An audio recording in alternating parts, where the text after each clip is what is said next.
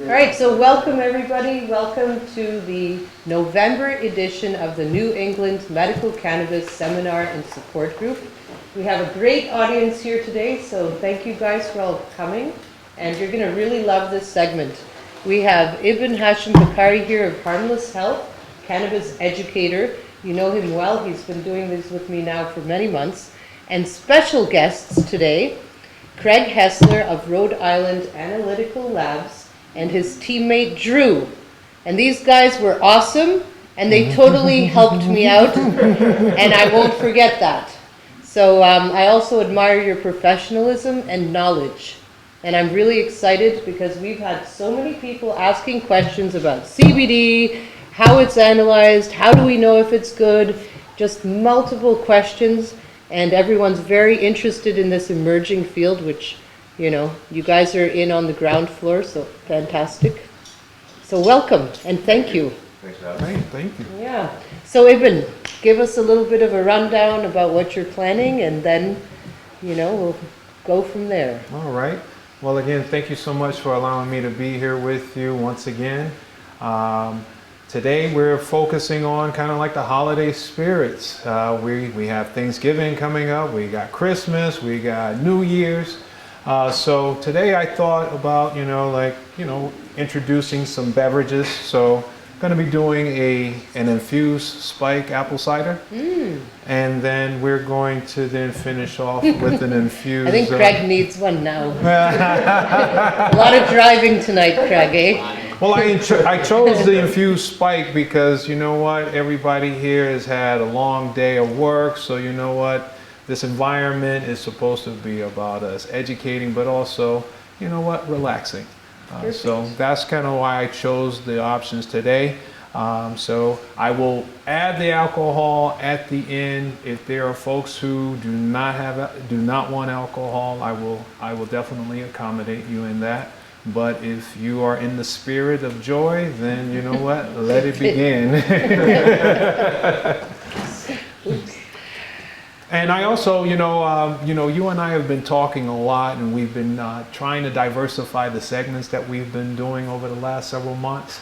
And of course, when I got that emergency panic phone call from you about, hey, Ibn, I need to get some product tested, and I was like, well, this is my guy that I go to, which is Craig. Me and him have been talking over the last couple of years. We have been going over a lot of things. So, when you said you needed help, they didn't let me down, they didn't let you down. No, excellent. And the fact that from the cultivating standpoint, everything went well on your end to be able to get that harvest out of the ground before your frost hit. Thank goodness. That was like the big issue that we was looking at. We wanted to make sure that you salvaged that. So good job, guys. Yeah, really. Awesome. And one segment, if you would permit, at some point we'd love to come in with the camera to the lab, but that's for another discussion.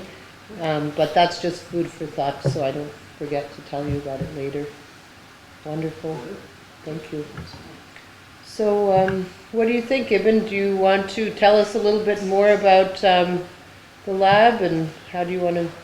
Well, I'm not going to even touch on the lab because I think I've talked about the lab enough, or at least talked about samples of what what you'd be looking for, test results, and I'm going to really leave that to the professionals, because the one thing that I will say is that the two most important factors in this industry is the cultivators and the labs. By far, those are the first two, because before you even consume, smoke anything, you should know that there was no pesticides that was used in that product, that there was no minerals, there was no additives or anything, and then out of getting past all of that, knowing what your milligrams are. And this is what these guys are able to produce on paper, so that you know exactly what's in that product. Perfect. So Good evening, everybody. Thank you all for coming here today. Speaking out, I'm Craig Hessler from Rhode Island Analytical, specifically the subsidiary of their company Green Peaks Analytical. Rhode Island Analytical is a large testing company in Rhode Island. We test anything from groundwater, drinking water, soil. We'll test toys to make sure they're compliant. Indoor air quality, you name it, we've probably tested it in the past. So the last couple of years, we've gotten into cannabis testing. Where am I involved in all this? So I went to URI for both undergrad and graduate school. I went and for undergrad, I did chemistry and biology. For graduate school, I did medicinal chemistry and natural products medicine. Specifically, my research was finding drug compounds in plant extracts and plants either from outside your backyard to the wild jungle of Borneo. Doesn't really matter.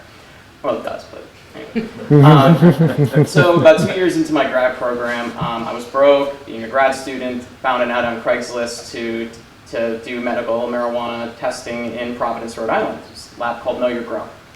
And I said, well, it's the same instrumentation I use at school. Like, I know plants, like I can do this, sure. So started making money doing that, and then about 6 months down the line, it started snowballing. I started getting in contact with cultivators and producers and extractors, and then eventually the dispensaries. They all say, well, we need a lab in Rhode Island. We need we need to be able to do more. Started my own company, started doing consulting along with testing, so extractions, dosing, product formulation, and quality control along with it. So this is about my 5th year in the cannabis industry, doing testing and still doing consulting. Drew comes up to me sometimes for consulting as well. Predominantly, we are involved with the quality control and safety for cannabis users, cannabis growers, producers. Because at the end of the day, we are pretty much the front lines between any patient that walks into a dispensary. Dispensaries should be under the impression that every patient they're treating has an immunocompromised situation. Maybe they're giving it for their child with autism, and we have to make sure that that medicine is as pure and adulterant-free as possible. So how do we do that? So I think if you want to just pass them around, I gave you some examples of some certificates of analysis that we would normally test. They got broken down into an edible, a cooking oil similar to what Ibn produces. The edible is a gummy. There's a flower sample, and then there is an extract or oil.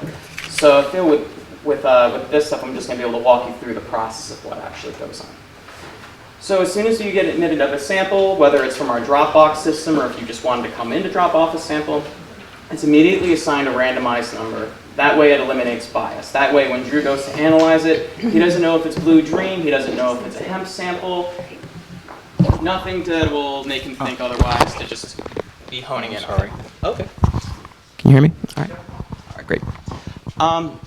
So from there, we use a light box, a high-def light box, to take a picture of it to identify your product. It's always good to have a nice little picture for your COA too. And then on top of it, it helps for extra validation. That way we know it's the same product that we've tested. Some people come in, they say, oh, well, I tested this flower and it came out the same. I'm like, well, it looks a little different than the picture that we took. So anyway, helps us out there. From there, we then determine which type of analysis you're looking for. For the most part, about 90% of our work is potency. Everyone wants to have the highest THC or CBD number. They always want their brownies and cookies to either be incredibly high dosed or at the very least just consistent. If you're a dispensary, you need to make sure that you're nailing that 5 milligram, 10 milligram gummy every single time.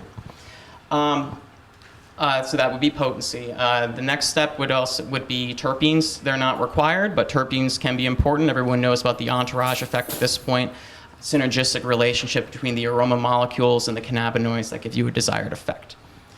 So we can do terpenes as well. At levels, generally you find, funny enough, the terpenes sound a lot like what they smell like. So you have your pinene, you have your linalool is your lavender. What's another good one? You got geraniol, smells like flowers. Yep. Limonene. Yes, limonene, your citrus. Yeah, citrol, eucalyptol. Huh? Beta-myrcene. Oh, beta-myrcene, absolutely. Except beta-myrcene doesn't sound like anything. But No, it doesn't. Yeah. Skunk. yeah, funny enough, and then Beta-myrcene is the skunk smell, doesn't it? and then a big component of another one is caryophyllene. That's the typical grass smell that you get from cannabis, and that's actually what drug dogs are used to test on. They use caryophyllene. And funny enough, black pepper has the highest concentration per pound of caryophyllene. So if you want to screw over your friends on a trip, just throw them like a bag of black pepper in their bag. That's terrible.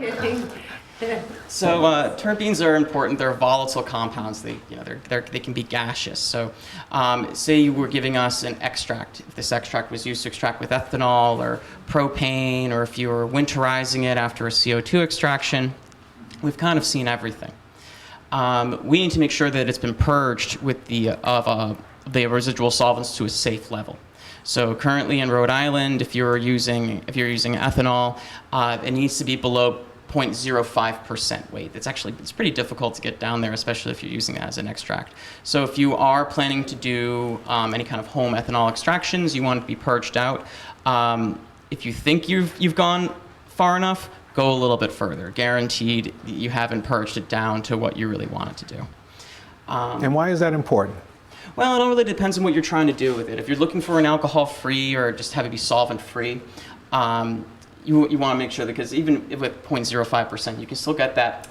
You can still taste a little bit of that alcohol. Especially depending on the type of alcohol you're using. If you are planning to do that, I would recommend only Everclear or farm grade. You want to stay away from denatured alcohol altogether, because that has methanol. It can have pyridine in it. It's the solvent that's responsible for that rotting fish smell. You just want to stay away from that altogether. Stick to Everclear. And if No, go ahead. no. Oh, no. It'll pass. They'll hang up. But for that step, Evan, that'd be if you were doing any kind of home extraction for winterizing, you want to make your own like smokable oil. Yep. You want to make sure to do that. But we look at for things other than ethanol. Rhode Island actually requires us to monitor about 64 different residual solvents. That ranges anywhere between isopropyl alcohol to benzene to chloroform. You never know these days what people are using for extraction, so you have to be prepared. And that all comes in that one test automatically, or you have to request? Well, it all depends. I mean, we like to accommodate, especially patient to patient, customer to customer. If we know for sure that they said, look, we're just looking for ethanol or isopropyl, obviously we wouldn't be charging them as much. We have easier, faster methods, because at the end of the day, the cost that comes into these tests is driven completely by labor time and consumables. Especially with all the amount of quality control that we have to do. Basically, for every one sample that we analyze, there's another quality control sample that we also have to analyze along with it. That takes time, that takes effort. If there's variation, someone's there writing a paragraph or two explaining how we went off of our procedure. When you see see those COAs, there's maybe only 2 or 3 pages, but there's probably about 40 pages of data that goes along with all of those COAs. Drew's actually been with the company for about 4 years. 4 years. And, am I making any of that up? Or? No, yeah. Just a little bit about my story. I graduated URI in 2014, environmental science. When I graduated, I didn't really know what I wanted to do. So honestly, I moved up to Maine, had an opportunity to cultivate a little bit of marijuana up there. Did that for about 1.5 to 2 years until I figured out living in the woods as a 24-year-old kid wasn't really my thing at that point. I needed to move back to the city. Got a job at Rhode Island Analytical. Was in the wet chemistry department there. And I was lucky enough for this opportunity to come along. Been there for about 6 months, and here we are. That's fantastic. Yeah, I love it. So you really did know what I meant when we were in the middle of, Oh, yes. the harvest and the panic that happens Oh, yeah. and all that, and then afterwards the Of course. harvesting, and so you have firsthand. Yeah, we have different outlook on all. We came here from different avenues. Yep, I guess, absolutely. But yeah. But we all came from the same university. Yes. Yes. That's right. That is right. Yes. Even with this? Huh, interesting. You cannot hear? The audience on Facebook. So I'm going to put this like this. They can't hear That it. helps. Okay. Okay, that's fine. Okay. But yeah, thanks, man. All right, let me get back into Yes. into my space. Yeah, so. Hello? Click it? Yeah, no, it's fine. Oh, okay. We're good? Okay. So yeah, where was I? So we were talking about residual solvents, extractions. That's obviously a big thing. Depending on the state you're in, you're you're allowed, some states you're allowed butane, sometimes you're just allowed CO2. Pretty much rosin has been increasingly more popular. That's, I'd say, for extracts-wise, that's maybe about 50% of the extracts that we see right now are rosin. Do you want me to talk about rosin? Rosin press? Explain what that all means. Sure, yeah. So, I mean, it's kind of similar to, juice pressing in a way. You're adding pressure to your fruit or your flour, and you're squeezing it out. With rosin, what you're actually doing is you're applying so much pressure, and when you add pressure, you're also adding heat. When doing that, you are liquefying, just really quickly, you're liquefying your THC and your terpenes together, and they're kind of just pressing out. Have you ever seen how they make olive oil, or it's pressed around with the rope? Pretty much the same way. Rosin is actually not a new term. It's actually the type of oil you use to moisturize or a bow. So you've probably heard people rosining their bow. Same thing. It just means an oil that's usually pressed from a woody plant or a leaf or something. But rosin's great. It's solvent-free. It does tend to have a higher wax count than what you'd find in a butane or CO2 or ethanol extraction. So keep that in mind when you're smoking those waxes. But that's rosin. Then we're moving on to, I think if you flip through the COA, you'll probably see heavy metals. So even when you're going to a good manufacturing, certified, ISO accredited manufacturing grow, and they do exist out there. I've seen incredibly sophisticated setups, especially in the last 2 years around here. They could have the best water filtration system, best soil, and yet they could still have an issue with heavy metals found in cannabis. While they're at the same levels normally you could find in food, I mean, there's no such thing as heavy metal-free food. Ingestion is a lot different than inhalation. So if you're inhaling these heavy metals like mercury and arsenic and cadmium, lead, it can be a lot more detrimental to your nervous system, I guess you can say nervous system.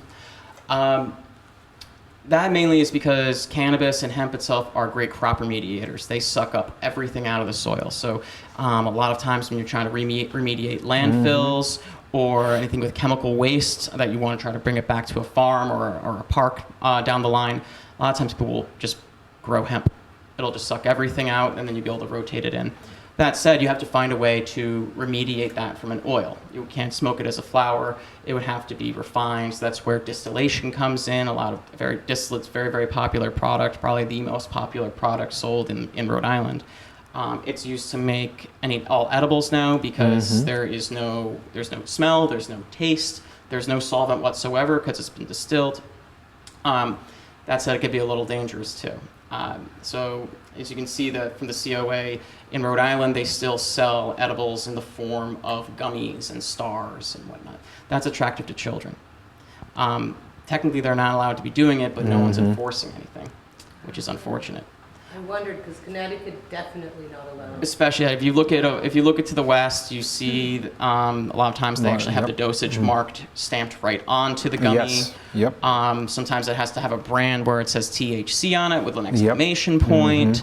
But we'll get there. We're still very new to this game compared to the West Coast, but with time there'll be more sophistication. So we talked about metals. We talked about residual solvents. We talked about potency.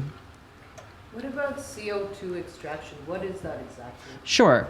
So, does everyone remember like the whole triple point diagram in chemistry class where you had like the gas phase and the liquid phase and the solid phase? Yeah. Is that what you mean? So what makes water freeze or what makes water a gas? There are two different factors. There's pressure and heat. That's why when you're up in Colorado, it's a lower pressure, so it takes longer to boil an egg. The water is boiling just at a lower temperature because the pressure's low. Pressure, yep. So with CO2, it's hard to think of CO2 that can be in a liquid phase because we normally see CO2 as a gas. We don't see it, but CO2 is a gas, and you have dry ice. Notice the solid and the liquid form. That's the solid and the gaseous form of CO2. With a CO2 extractor, you are subjecting the cannabis to just the right amount of heat and just the right amount of pressure where the CO2 acts like a liquid. And when it acts like a liquid, it's very similar to a solvent. So as a liquid, it will carry your cannabinoids and waxes and terpenes into another vessel. What happens in that next vessel? The pressure is decreased heavily. It tries to go to normal pressure. What happens with that is your CO2 immediately goes from a liquid to a gas, but your cannabinoids and waxes don't. They just fall to the bottom. So that's how CO2 extraction works. And then from there, cannabinoids are fatty. CO2 in a liquid form is fatty, so likes dissolve likes. Fats are also taken into the extractor as well. So then it requires a little bit more of a refinement step. That's where you hear terms like winterizing and whatnot. You're dissolving your wax in a hot ethanol, and then you're chilling it for the course of 2 days. So you know how when you mix a bunch of sugar and water, and when it's hot, and then once it cools, all the sugar falls down? It's the same thing that's going on with the fats. So the fats freezes, they solidify, you filter it out.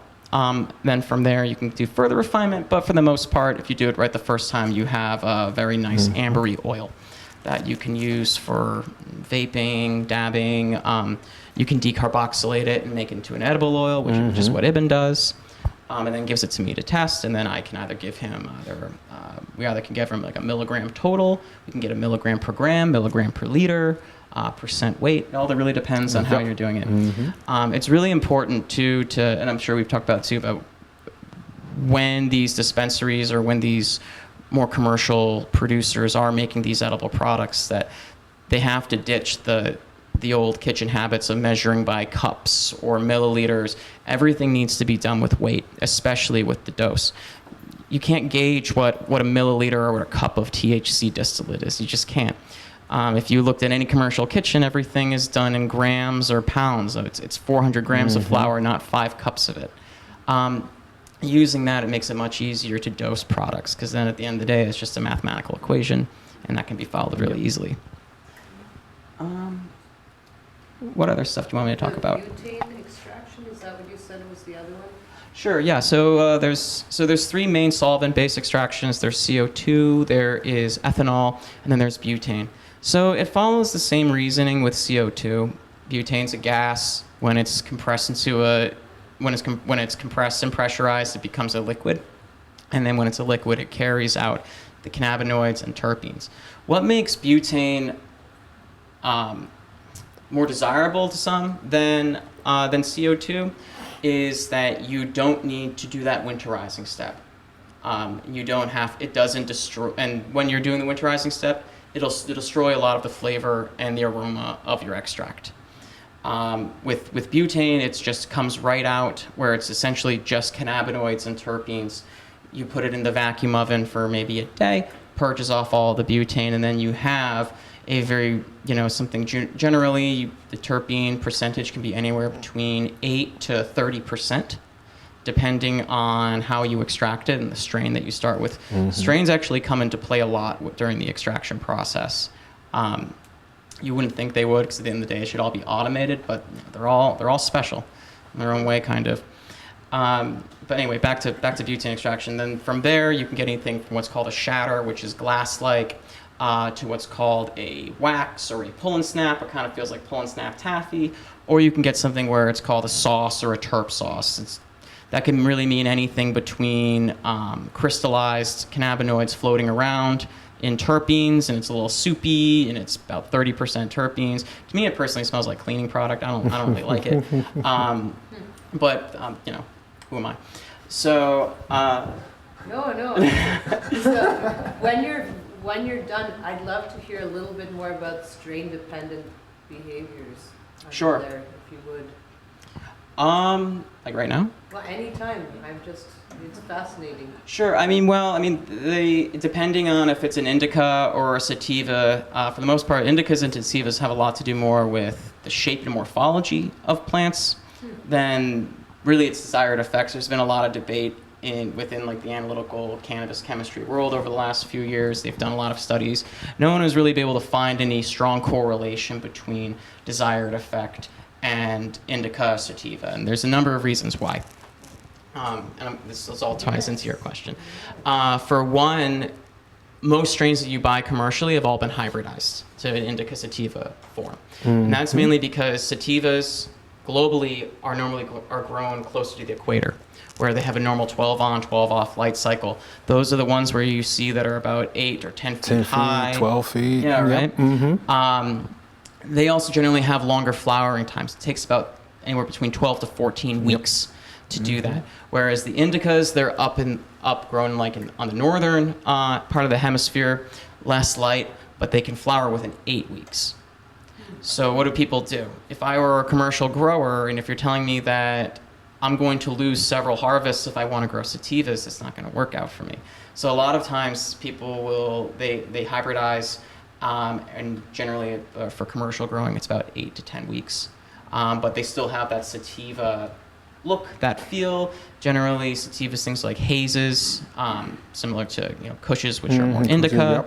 But there are haze crosses that still can have the same effect or the same feel, flavor, smoke.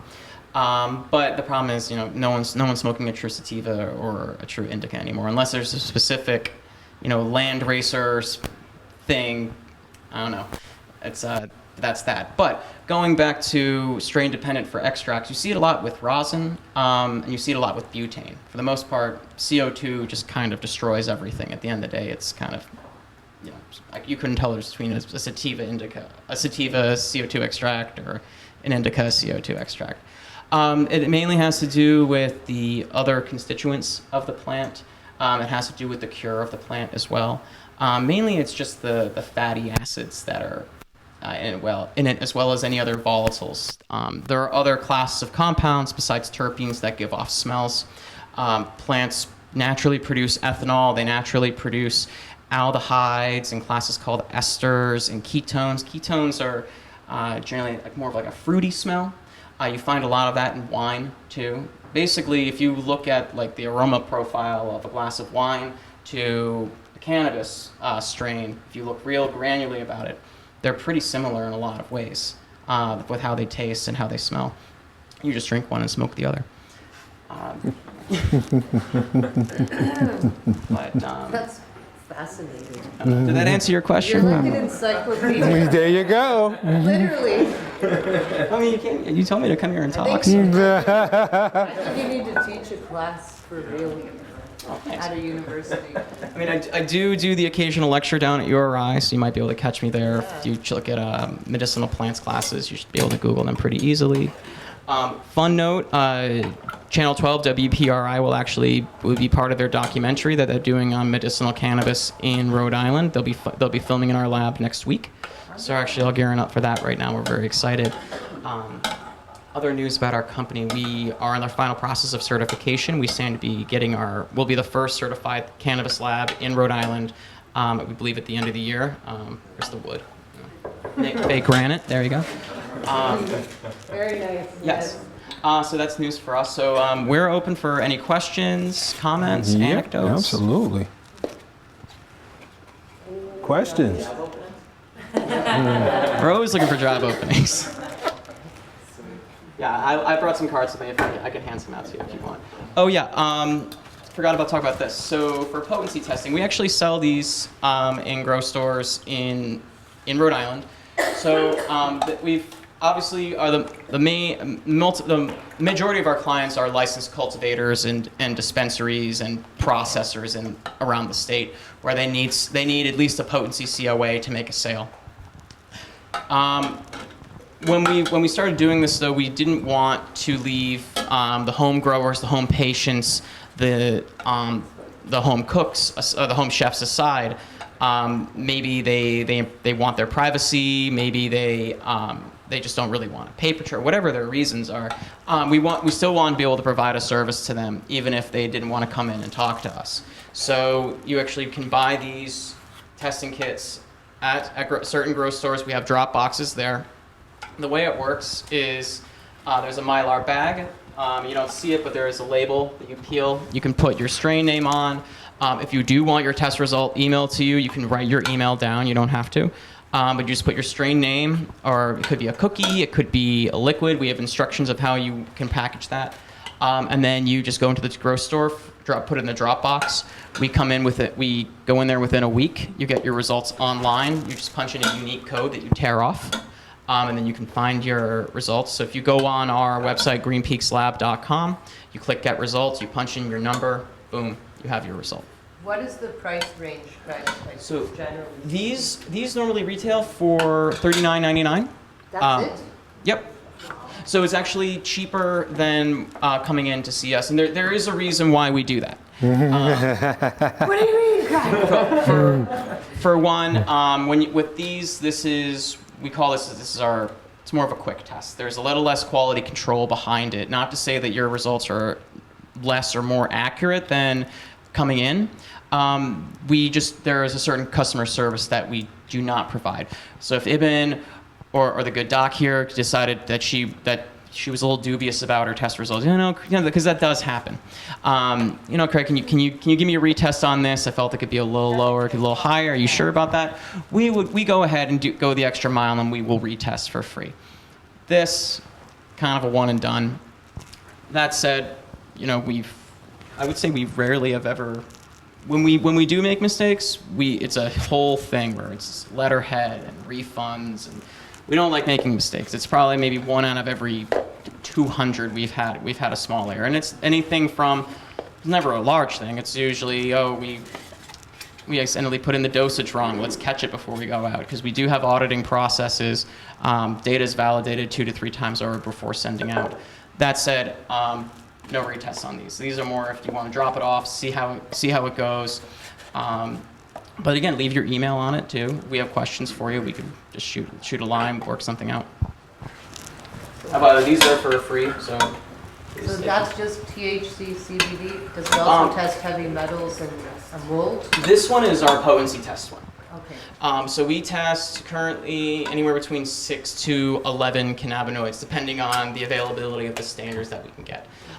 For right now, we test CBDA, CBG, CBD, CBN, Delta-9 THC, and THCA. So we're testing 6 right now.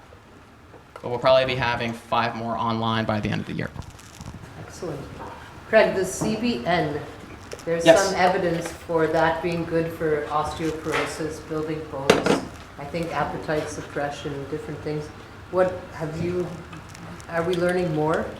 CBN is not really researched a whole lot right now. I think CBN is great. It's great for insomnia. It doesn't really affect your appetite too much. Funny thing about the appetite suppression, we've only really touched the surface of the endocannabinoid system, the system that cannabis relates to. Generally, it's a subset of your fight and flight response. It's more of your relax and eat response and forget. People always think that cannabis, one of the negative side effects of cannabis is that you forget things, but who actually in their lives have had a traumatic moment, you don't really remember it very much. That's actually your endocannabinoids receptor working, because sometimes it's better for your body and your brain to forget things. That's how that works. But anyway, appetite suppression. So they were trying to find a drug that would counteract essentially the same receptor that controls your appetite. Obviously, cannabis or THC is what's known as an agonist, which means that it agitates a receptor, specifically to help make you hungry. They actually were playing around with a drug. They said, okay, well, we know something that fits into the same keyhole as that, but it won't make you hungry. So they tried it out in a clinical trial, and people stopped eating, but they also started becoming very depressed.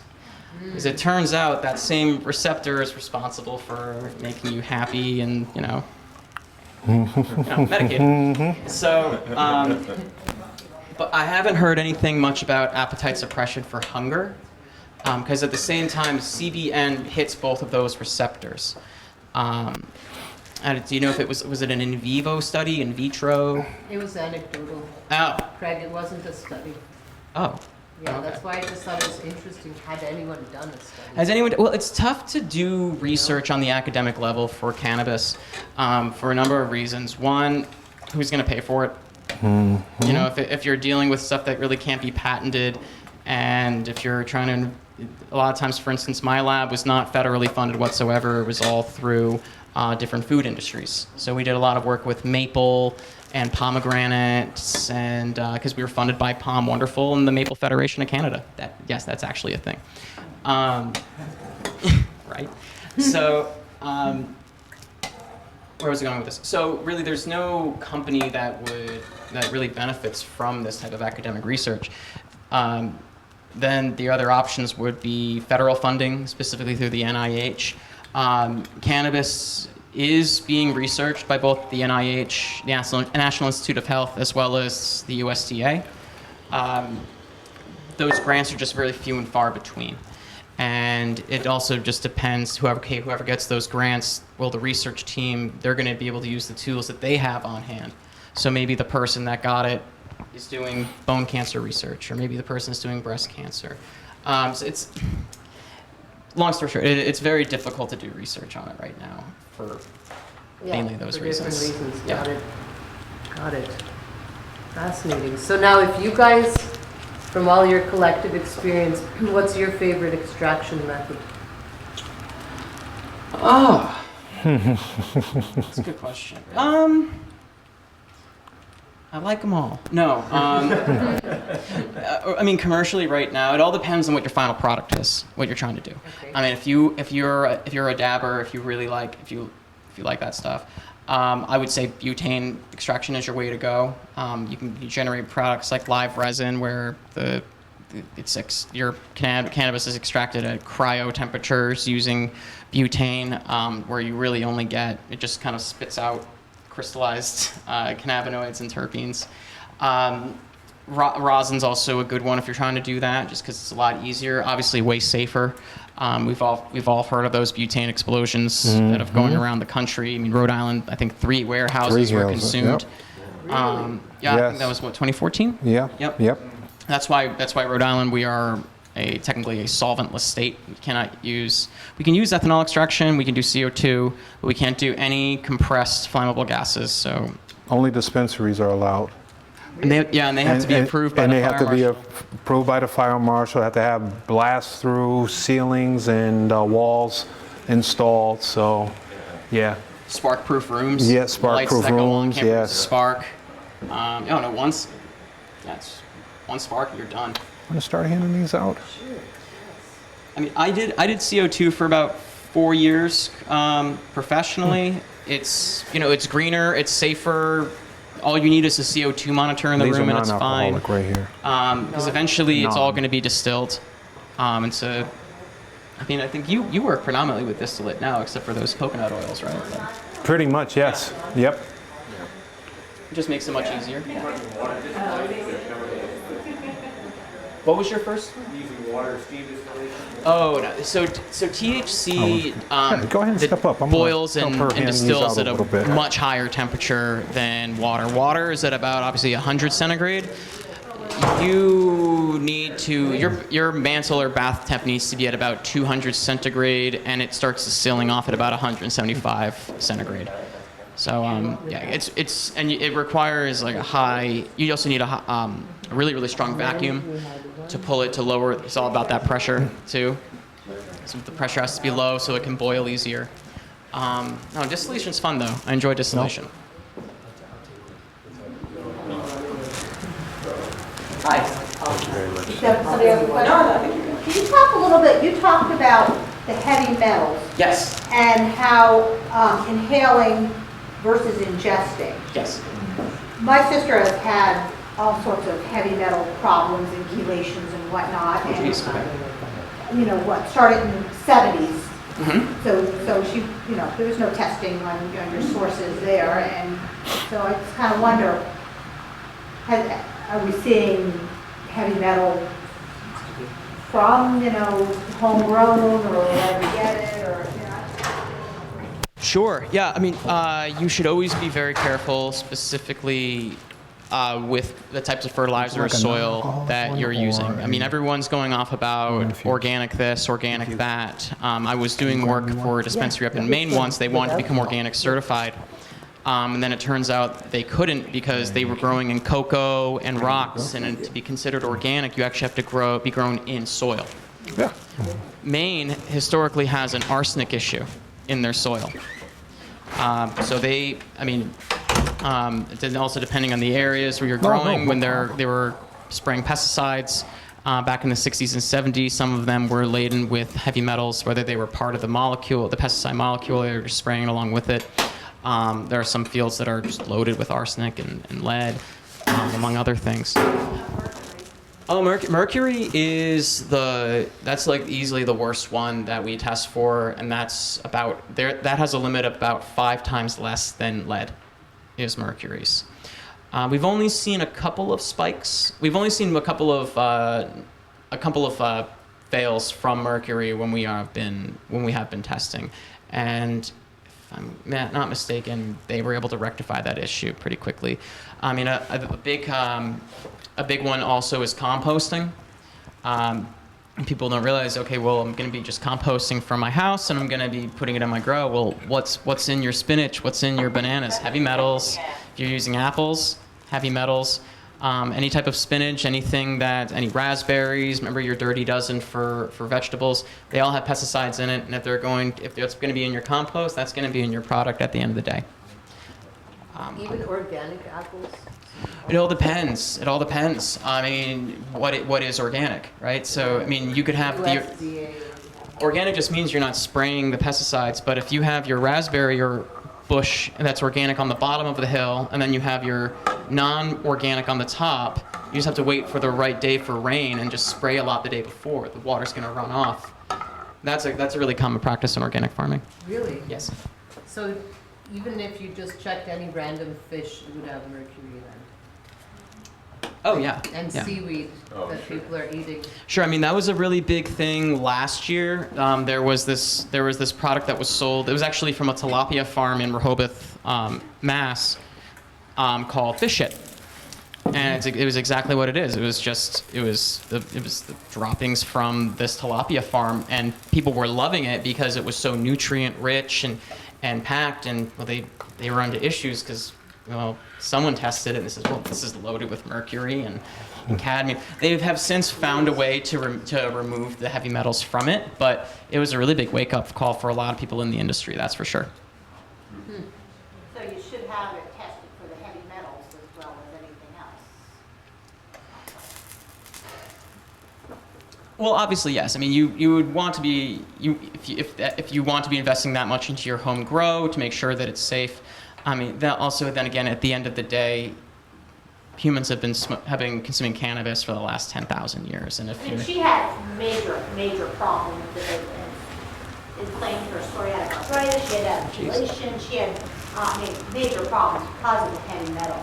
I'm not saying that's where she got it from. She also lives a couple hours from San Francisco Bay, which apparently has tons of mercury in it. Mm-hmm. But it just kind of makes me think, and she did all this chelation. Is she putting it back into her body? You know? Oh yeah.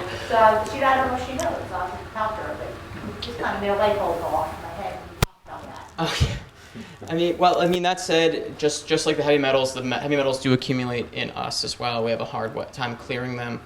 But yeah, then again, it's in everything. Really not much you can do about it, but if we can control it, and if we want to make sure that medicine is at the best quality standard that it can be, at least your cannabis will be safe. So, Craig, so people generally, CBD Sure. from hemp Oh, yes. is a little different, and I'll let you guys explain why it's Sure. classified as a supplement versus Uh, and all that, and it's a whole different can of worms, which is very important to hear this. Mm-hmm. So last year in the hemp bill, hemp was able to be grown federally. You could cross state lines with it, provided it meets a certain amount of criteria. Where's it going with this? Hemp criteria. Okay.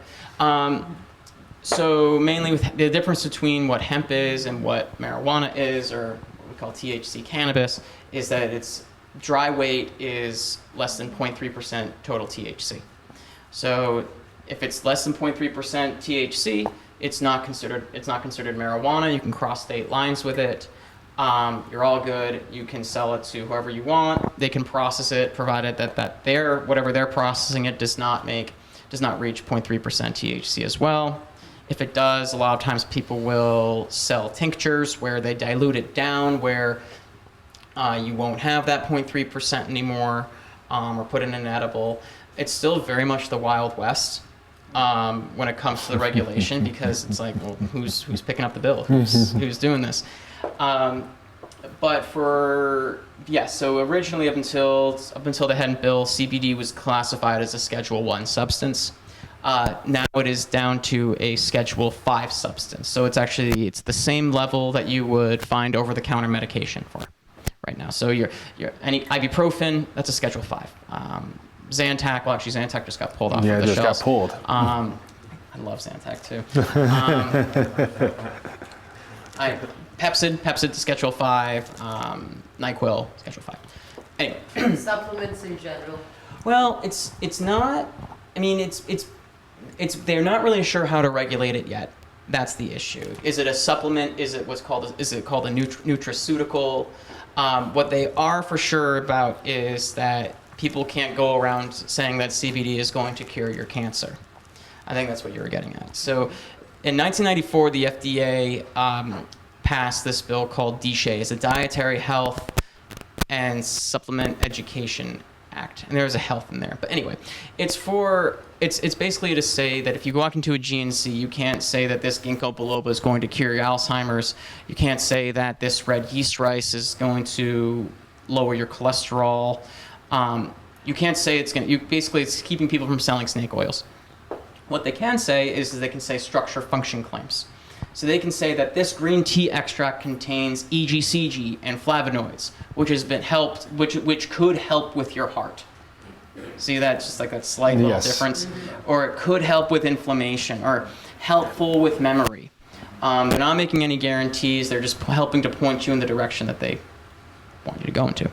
CBD is the same way. It's weird because I was out in a dispensary in California maybe a year and a half ago, where it was a medical dispensary, and they were recommending different strains, whether it's CBD, ratioed, pure THC, for the specific disorder or disease. Like, oh, this is good for your Parkinson's. This is good for your MS. And I'm thinking, what is this 21-year-old bud tender? Like, how can he possibly have that authority and knowledge to recommend like a woman who has MS? It was just so weird to me.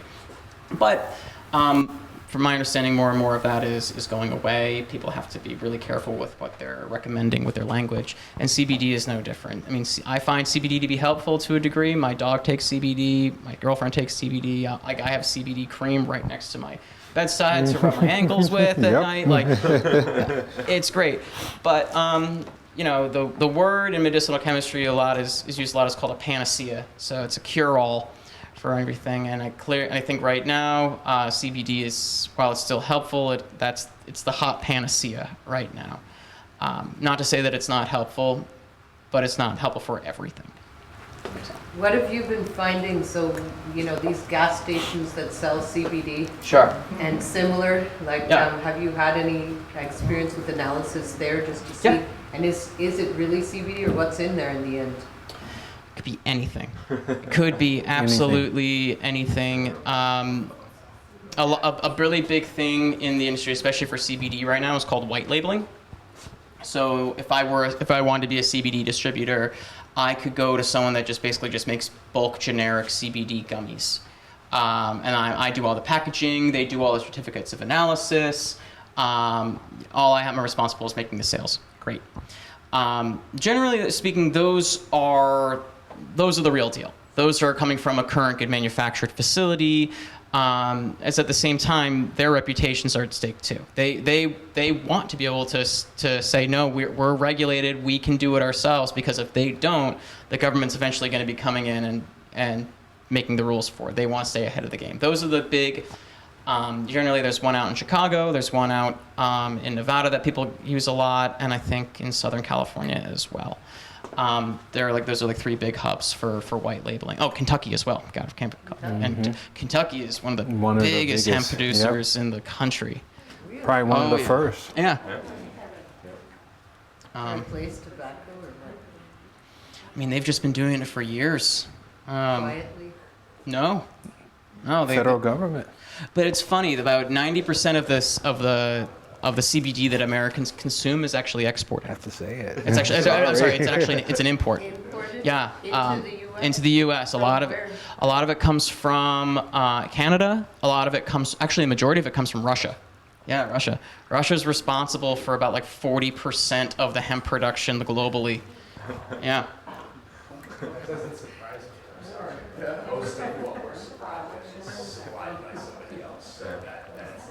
But it's weird though. But I mean, then again, this was our first national harvest that just came out really officially this year. I mean, you really couldn't make a harvest last year. I mean, people did, but they were already growing hemp. And this is now.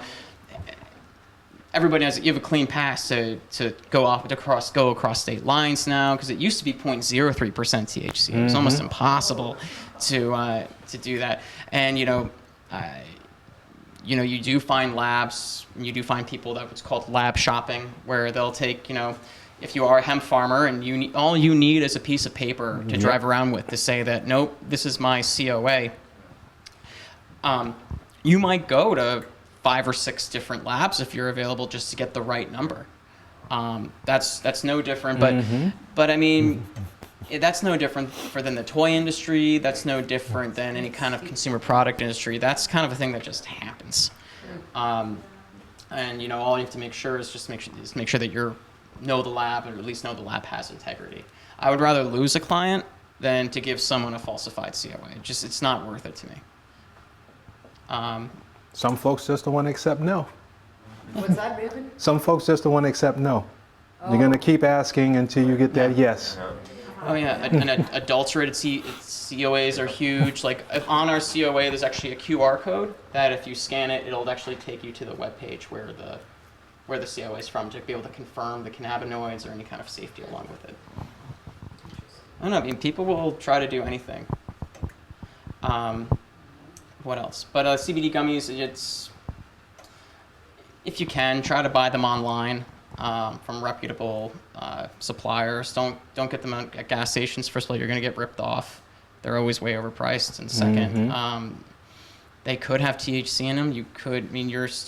We're still really very much in this part of the industry where people are still selling oil that could have up to 3 or 4% THC in it. So if you are subject to a drug test, be aware of that. Really, if you're trying to find absolutely no THC at all, is you'd find things that are made with called CBD isolate. CBD is actually a crystal in its pure form, and it's very easy to remove all the THC from it. It's just a white powder. You can use it for cooking. You can use it for make your own tincture. You can do whatever you want with it. But if you are having that, or if you have a friend or are concerned about having any extra THC than what you would want, I would say go with isolate. Do you agree? I would agree. Yeah.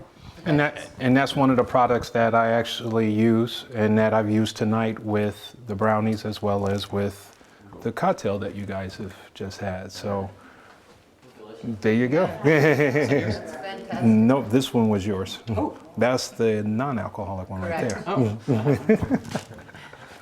Non-spiked. Yes. So the isolate, so I often get patients asking, I work at a military federal thing and I'm not allowed to have any THC and they test us once in a while. Can you guarantee that this CBD isn't going to have THC in it? And I'm like, well, I don't know. Where are you buying it? Gas station?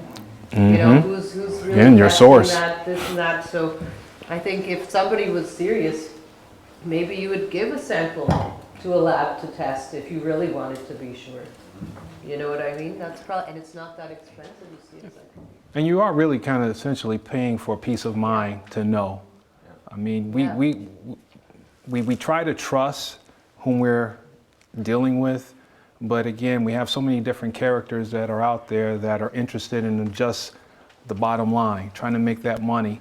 And as we've talked many, many months in this class, how a lot of folks that like you that are here, those of you that are viewing us, that you feel already that you've been disappointed by the medical industry, the pharmaceutical industry. I already got a mic. oh. So here, you know, again, we now have something that's more of a natural medicine. Here we are in this wellness center, holistic medicine. You know, so folks are looking to try to have something that is going to help them with minimal side effects. And this is why it was so important to bring in, you know, folks that are working in the labs that are testing the products so that you can hear from them. You know I've kind of said this, but now they're just re-emphasizing the conversations that we have been talking about over the last year or two. So just really just wanted to just thank you guys, because I have conversations with you guys, without being on the camera. And so I'm trying to relay the message that we're having conversations about in private to the general public so that they can be aware and know.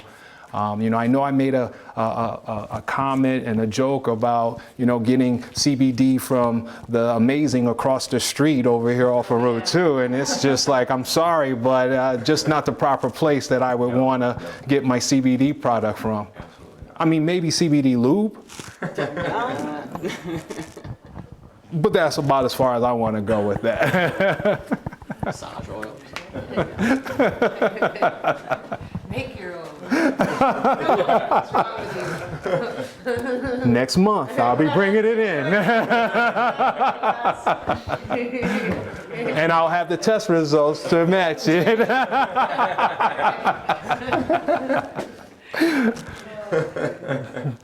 So, for example,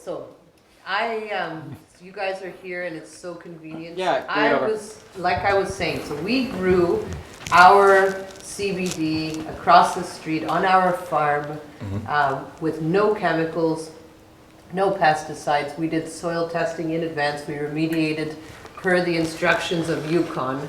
And we had a very beautiful field with a great yield. And so we would love for you to additionally test this trim and keef. Okay. If that's okay. Trim and keef, if I can yeah, give that's it to you like this. Yep, that's fine. Just so that we'd like to, and we wanted extensive testing. I didn't know if we could add the terpenes to the one we did originally. No, I mean those.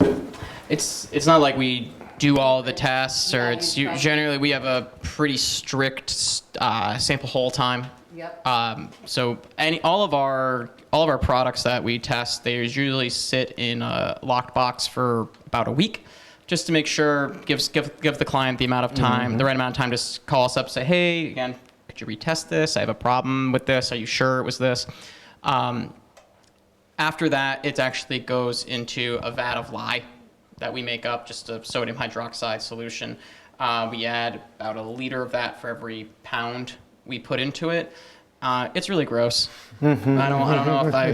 It sounds terrible. Yeah. What does it do? Just denature it? It just denatures everything, and I mean, there's a number of ways to do it. In Rhode Island, you can either combine it 50-50 with dirt or sand.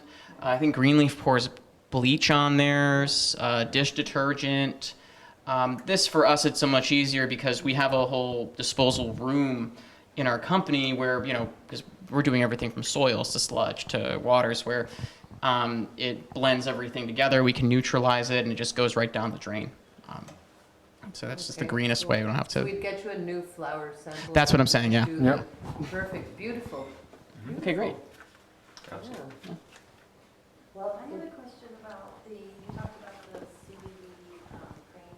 Sure. Do you find that it works just on joint, or maybe just on muscle pain, or does it go so far as to work on joint pain as well? I rub it on my knee, and it works for me. Whether that's placebo or not, I don't think that really matters.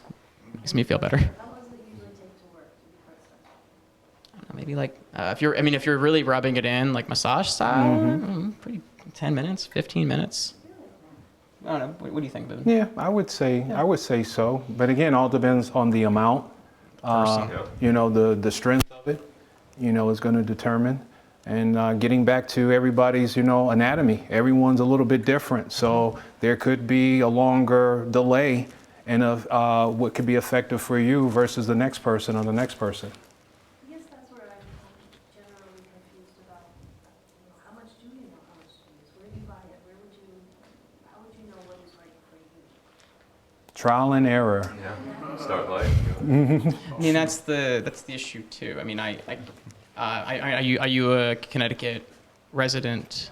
I mean, if I don't want to ask you if you're a medical patient or not, but. General, like how would somebody who had, say, needed a hip and is waiting for a hip replacement, and they wanted to put something on there while they were waiting, and how would they know where to go to get a cream or an oil or something to put on that? Or somebody who works out a lot, and they just want to get a muscle pain. Like where would they go to find these products? How would they know which one to use? Okay. Like the dose? Yes. Okay, I know what you're talking about now. I mean, it comes down to drug delivery. I mean, for instance, you take a Tylenol. You don't take the Tylenol in a chocolate bar or a gummy, or you're not rubbing it on your skin, or you're not putting it in like under your tongue. No, there's a specific pill or capsule that it's been researched extensively. They know how it's interacting with your body. Cannabis industry, you don't really have that luxury. Because you can get those things in a gummy or in a cream or a beverage or dissolvable powder and cookies. Like what are you growing? What are you making right now? I made cider and brownies. Yeah, and like those two will affect you very, very differently. I mean, people go to school for formulations for years and years and years to find the most effective way to put a drug in you. It's a tough one. It's a tough one until there's standardization of what is recommended. But then again, you also have the home self-care side, whereas maybe my beeswax balm affects it a little better. Maybe I'm doing what's called drug or herbal synergy, where I'm combining other plant extracts or menthol or camphor into it, and it's called drug synergy. It's actually it's a really cool field of medicine, and it's really, really hard because how do you prove that they're synergistic with each other? It's really difficult. Yeah, unfortunately, there's just no standard. Yeah. I have a quick question. What's up? Sure. Sorry. You guys test other things like water and all types of food and all that stuff. You said that company that you work for, you guys test a multitude of things. Sure. I was just wondering, like, the things that you're testing for in the cannabis, all those things you're trying to test for, extracts like the mercury, all that stuff. How much of that, what is the difference between how much of it is in the cannabis we're smoking and how much is in our water supply and our everyday food and grocery store? Because I'm just wondering, because you have the mathematical numbers of what it, you know what I mean? What is the difference in what we're smoking and the tomatoes and lettuce that we're consuming?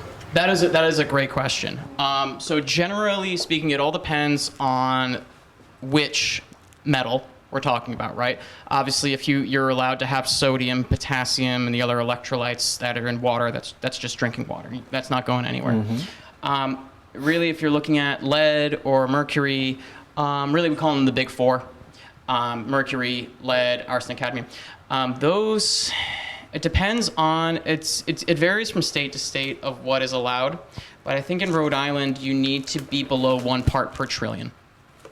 To put that into something that you can conceptualize, if you take an aspirin and put it in an Olympic-sized swimming pool, that's 1 part per billion. So part per trillion, we're talking nanograms per liter.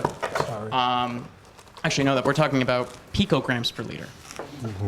It's the one below nano.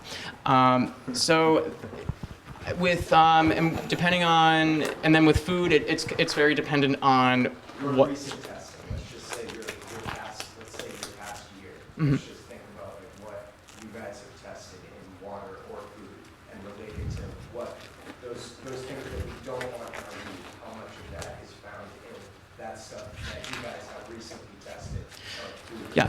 Yep. So, just to dial back, our division is specific to cannabis. We have a whole other division for drinking water, for soil, for toys, where we have experts there that actually do those tests. I mean, drinking water is huge. We probably do about 3,000 drinking water tests a week, whether it's the water from the Cumberland Farms to the school down the street.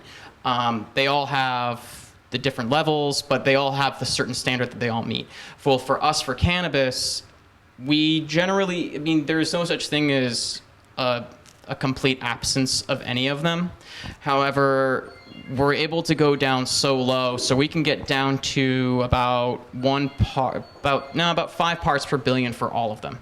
That's our detection limit. Generally, I want to say 9 times out of 10, maybe even 95 times out of 100, we see everything is below that detection limit. So I think that was about 5 aspirins in a swimming pool. So good. We do have times where people do fail for lead, especially more with some of the hemp. Depending on where it's being grown, you could experience a higher heavy metal count, but the only problem is there's no federal agency that's giving you the limit for hemp. I mean, in one part of the country, lead could be 1,000 parts per billion. For us, it's 500. So where do you draw the line? Who's setting these standards?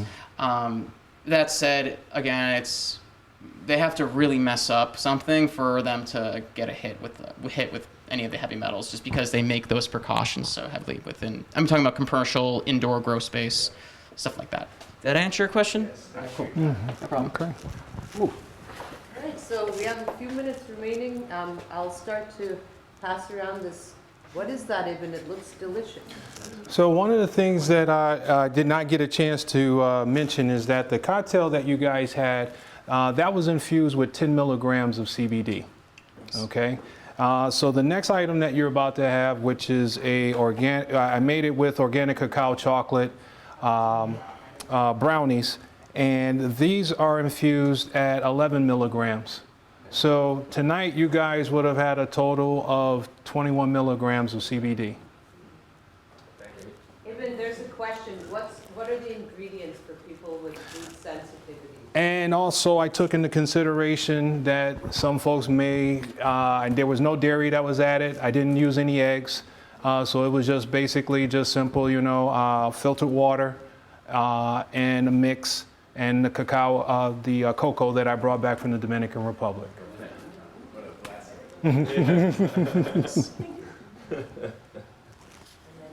I try to, as we've been continuing to do these segments, we're looking to eventually start using the product from the actual wellness farm, and now that started to be incorporated into the items that we'll be doing in these segments, so that now we're starting to get to, farm to table method.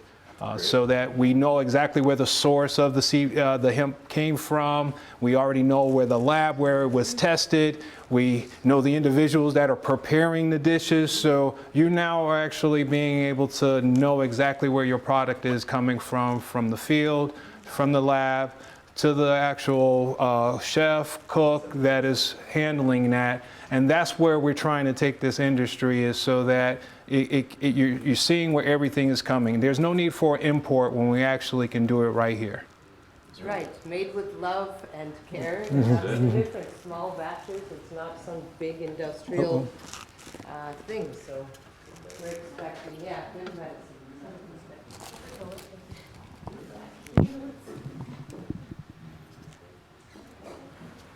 I do apologize if they are a little bit sticky, because I find that a lot of folks don't really like dry brownies, more like a moist. So these are definitely on the moist side. And I did not forget about you, gentlemen. How many more do we have coming out? Thank you, my friend. Well, actually, one for the photographer. Oh yes. Well, we also have a beverage for him as well. Yes, I saw you saving that. Oops. Oh. Thank you, Ibn.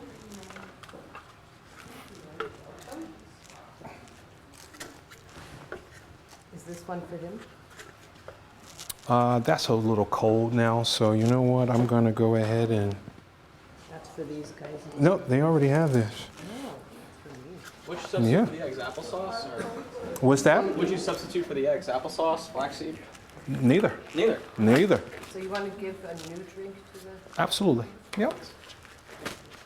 Thank you. That was delicious. Yeah, that was really good. Hey, no. You're a genius, man. Thank you for your Yeah, time. for seriously, coming. yeah. You were Are you talking about me or him? I said you're a genius. Thanks, man. I appreciate it. You all. I mean, if you're here anytime, you can feel free to email me if you have questions. Feel free to call the lab. You can We have an open door policy. If any of you wanted to come in just to see what we do, how we do it, please, doors open. Fantastic. Just call ahead though. This is for the That's for cameraman. him? Okay, I'll bring it over there. So yeah, no other questions. We're going to start wrapping up because we have restart time. But I really appreciate you guys allowing us to come in, especially some out-of-towners, across the border. But this again is a community. I'm glad that you guys had the questions. I'm glad that you guys were available to come out. Thank you for having me. Appreciate the viewers that are watching this segment. And it's always a pleasure, Dr. Pecher. Yeah, always a pleasure, guys. Yeah, thank you. Thank you, everybody, and SEC TV, the two Franks, for all their wonderful help and putting this out on YouTube and on TV, our TV audience. All right. Thank you, and thank you all for coming. Happy Thanksgiving. Yes, happy Thanksgiving. Yeah. And a special shout out to Chef Thomas, who couldn't be here today. He's just overwhelmingly busy with a lot of things, but hoping to have you back in the next segment. Happy holidays, everyone.